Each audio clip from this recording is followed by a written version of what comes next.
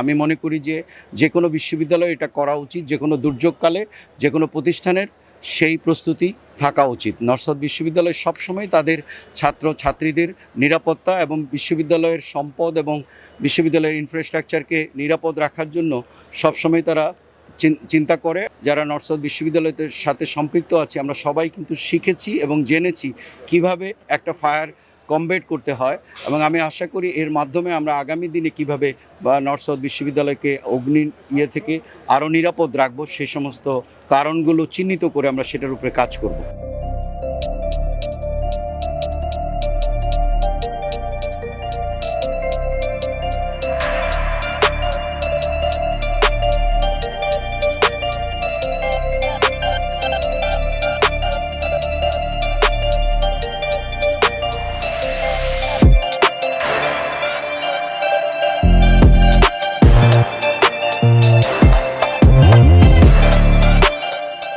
Fire alarm বাজবে, তখন আমাদের সকল স্টুডেন্টের জন্য একটা নির্দেশনা যে আমরা সবাই পায়ে হেঁটে আমরা সিঁড়ি দিয়ে নামবো, ফায়ার স্টেয়ার দিয়ে। আমরা কখনো লিফট ইউজ করব না, আমরা লিফটের ভিতরে ঢুকবো না।